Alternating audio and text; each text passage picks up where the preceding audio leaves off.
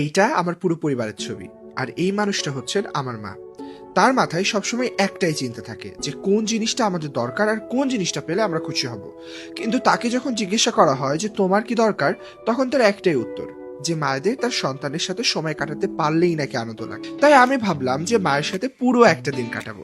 So যেমন কথা তেমন কাজ, আম্মুকে নিয়ে তাই আজকে বের হয়ে পড়লাম এবং আজকে আমরা যাচ্ছি উত্তরা সেন্টার পয়েন্ট। সেখানে গিয়ে ডিসাইড করলাম যে আম্মুকে নিয়ে প্রথমে আমি একটা সিনেমা দেখবো, কারণ আম্মু সিনেমা দেখতে অনেক পছন্দ করে। তাই আমরা একটা সিনেমা দেখে ফেললাম।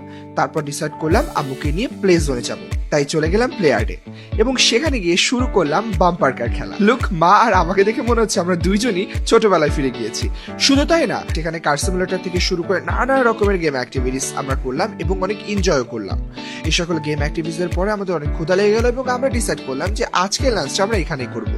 সো চলে গেলাম শেফস টেবিলে, সেখানে আম্মুর পছন্দের খাবার অর্ডার করলাম। এন্ড খাবার খাওয়ার সময় গেস হোয়াট, মা যখনই আমার সাথে খাবার খেতে বসে, মা নিজের হাতে একটু হলেও আমাকে খাইয়ে দিবে। সো মজার খাবার শেষ করে আমরা চলে গেলাম ভূমি আর্ট গ্যালারিতে। এই জায়গাটা এত সুন্দর, এত ভাইব্রেন্ট, এত কালারফুল যে মনটা একদমই ভালো হয়ে যাবে। এত সুন্দর সুন্দর ছবি আর কারুকার্য ছিল যা বাংলাদেশের ঐতিহ্যকে সুন্দরভাবে রিপ্রেজেন্ট করে। তারপর অনেক সুন্দর সুন্দর ছবি তুলে ভাবলাম যে অনেক তো ঘোরাঘুরি খাওয়া দাওয়া হলো, এবার আম্মুকে নিয়ে একটু শপিং এ যাই। তাই চলে গেলাম ইউনিমার্ট। বললাম আম্মু আজকে তোমার যা যা কিনতে মন চাই সব কিছু কিনো।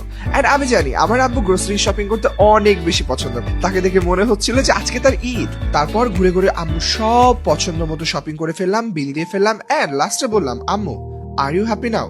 আম্মু কি বললো জানেন, যে এই সবের থেকে আম্মু যে আমার সাথে পুরো একটা দিন কাটাতে পারলো, এইটাই নাকি তার অনেক বেশি ভালো লেগেছে। আর আমি বুঝতেই পারলাম না কিভাবে যে আজকে দিনটা কেটে গেল। সো এটাই ছিল আজকে আমার আম্মুকে নিয়ে পুরো একটা দিনের ঘোরাঘুরি ব্লগ। আশা করি আপনাদের সবারই অনেক ভালো লেগেছে। ভালো থাকবেন, আল্লাহ হাফেজ।